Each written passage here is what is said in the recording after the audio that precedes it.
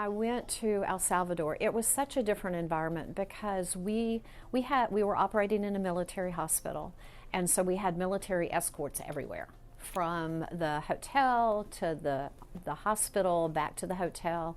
They were very careful with us, but obviously they were very careful about people coming onto the property. And so I remember that this very controlled environment was going on, and all these people, I mean, we certainly had more people there and more children than we would be able to treat. And you just walk out to this huge open air, almost a covered pavilion that is just packed with families and children running around, and noise and laughter and the anxious look on all the parents. And I remember in particular one young boy, his parents were, actually it was his aunt that was there. And she had brought him in, and we try to get the backstory as much as we can, both from the medical standpoint, but also, who are the parents, who's going to be taking care of this child, who's responsible, what's his history, her history. And the story behind Edwin was that because he had these imperfections, and he did not look like everyone else, he basically was considered that he was the devil's child. So it was the parents' punishment for something that caused them to have this baby that looked different from all the rest of the babies. And so the mom and the dad decided that they didn't want him anymore, so they left him on the street, basically, to die. And he was I believe he was a toddler.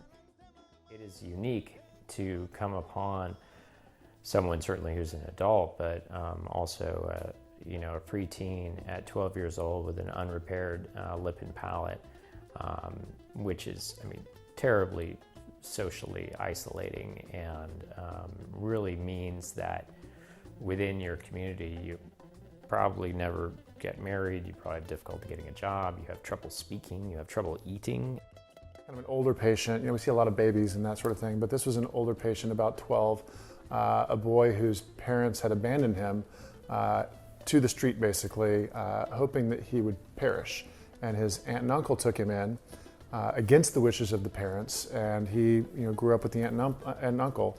And then they heard about us and brought him in, and he had a very wide lip and palate, one of the widest I've seen, and we were able to get him closed, and they were just so thankful, and he's going to be able to have some semblance of a normal life now after essentially being abandoned by his parents, the ones who are supposed to protect you and love you the most. It's unreal to think of how he functioned for 12 years.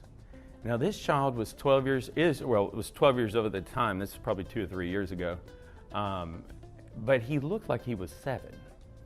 So I really think that nutrition was a very big part of his story, getting to this point. And his parents weren't around because his mother left him on the side of the road and asked God to kill him because she thought God had cursed him by giving him this affliction. And that just pierced all of us in the heart. So the doctors, of course, did a fantastic job fixing this young man's face.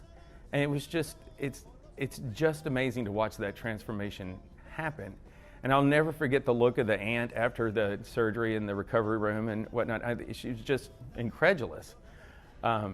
So I've not spoken to Edwin since that trip, but I do think of him often, and he is a great example of how this condition is so profound.